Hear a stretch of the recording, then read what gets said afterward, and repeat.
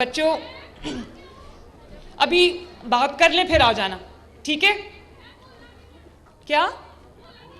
हाँ, नहीं भूलती। तुम मेरी सीट पे आके बैठ जाओ, मैं नहीं भूलती। आ जाओ आ जाओ आ जाओ। इस बच्ची को यहाँ मेरी सीट पे लाके बैठा दें ताकि ये मेरे सामने बैठी रहे, मैं ना भूलूं।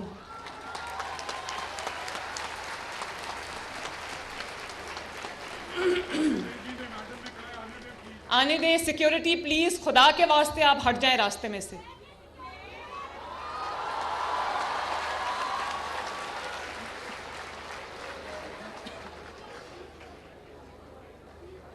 आने दें आने दें आने दें।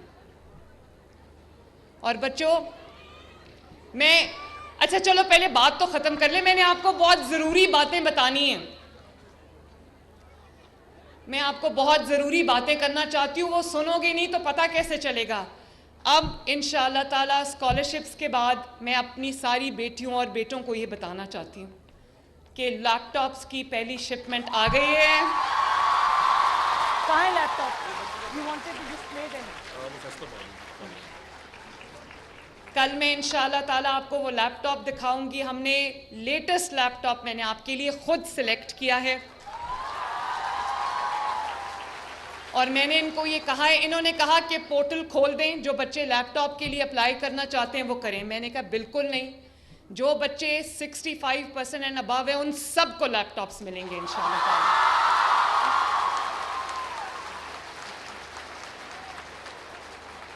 क्योंकि मुझे बच्चों, वही वो बच्ची कहाँ गई जिसने इधर बैठना था? तो इधर ले आओ ना।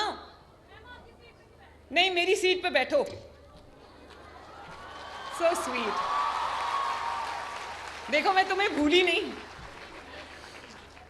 तो इंशाअल्लाह ताला अब नेक्स्ट टाइम जब मेरी आपसे मुलाकात होगी तो मैं लैपटॉप्स लेके आऊँगी, क्योंकि मुझे पता है कि आपको लर्निंग एड्स चाहिए, आपको अपनी असाइनमेंट्स पूरी करने के लिए आपको लैपटॉप्स की ज़रूरत है।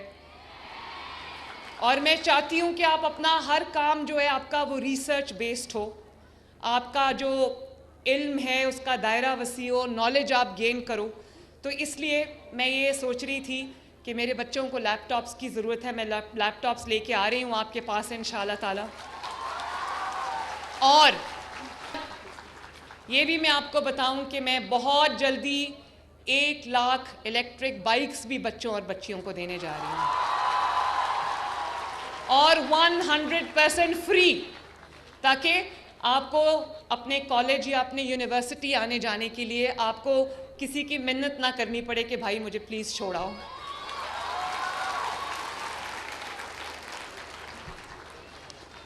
बच्चों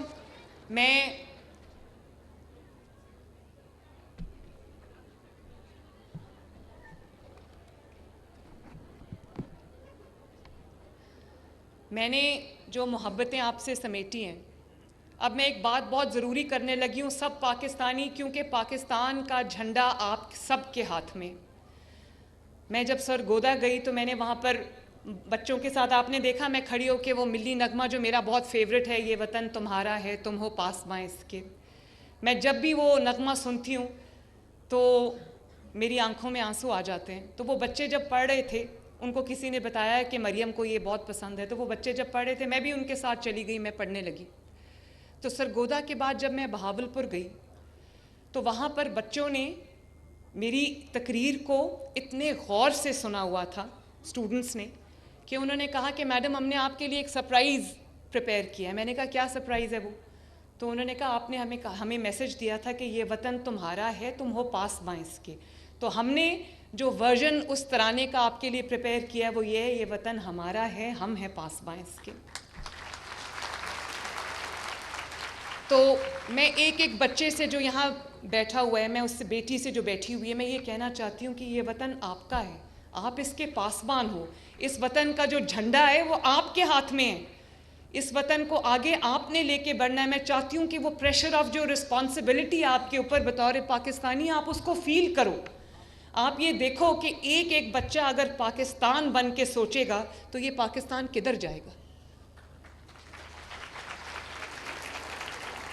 और मैंने जो ये मोहब्बत आपसे अर्न की है, वो मैंने क्यों अर्न की है? क्योंकि आपको ये एहसास हुआ है कि आपके मेरिट को किसी ने अप्रिशिएट किया है, किसी ने आपको सेलिब्रेट किया है, किसी ने आपको ओन किया है।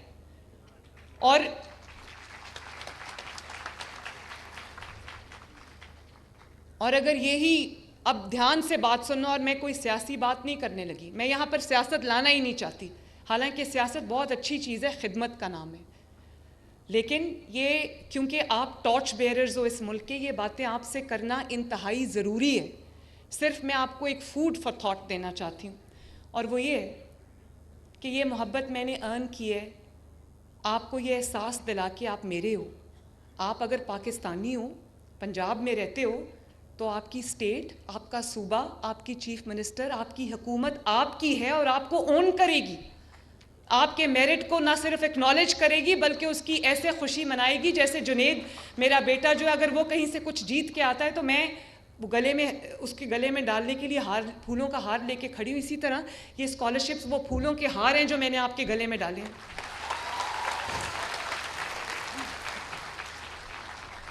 लेकिन बच्चों, मुझे इस बात का इत्मीनान है कि ये जो मैंने आपकी मोहब्बत जीती है, आपकी, कहते हैं ये सीएम लड़कों को भी एड्रेस करें, सिर्फ बेटियों को एड्रेस ना करें। मुझे ना एक्चुअली लड़के नज़र नहीं आ रहे, शायद वो पीछे बैठे, लड़के ज़रा हाथ उठा दो। ओहो, यहाँ तो बहुत सारे लड़के हैं, तो लड़कियों ने सबकी बोलती बंद की हुई है, सॉरी बच्चों।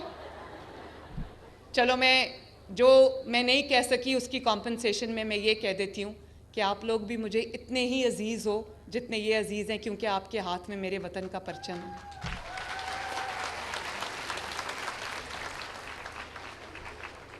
तो मैं ये कह रही थी कि ये मोहब्बतें जो मैंने समेटी हैं, ये मैंने आपके मेरिट को सेलिब्रेट करके, आपको स्कॉलरशिप्स दे के, आपको इस चीज़ का एहसास दिला के कि आप मेरी ज़िम्मेदारी हो, आप मेरे हो।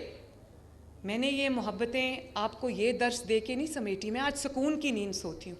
मैंने आपको ये नहीं कहा कि मेरी खातिर बाहर निकलो, सड़कें तोड़ दो, पुलिस वालों के सर फाड़ दो, रेंजर्स को पॉइंट ब्लैंक रेंज से गोली मार दो। वही रेंजर्स जो अपनी वर्दी में आपकी हिफाजत करते करते शहीद हो जाते हैं, वही पुलिस वाले जब आपको खुदा न खास्ता कहीं मसला होता है, पुलिस में बहुत खामियां हैं, कमियां हैं, मैं जानती हूँ, मैं उनको दूर करने के लिए काम कर रही हूँ, मैं भी 100% मुतमईन नहीं हूँ, लेकिन जब भी कोई लॉ एंड ऑर्डर की सिचुएशन आती है तो पुलिस वाले अपनी जान हथेली पर रख के आप लोगों की, जो आपको रिलीफ देने के लिए, आपको वहाँ पर बचाने के लिए, आपको हेल्प करने के लिए वहाँ आते हैं। सब पुलिस वाले भी एक जैसे नहीं हैं, बहुत बहुत अच्छे ऑफिसर्स भी हैं।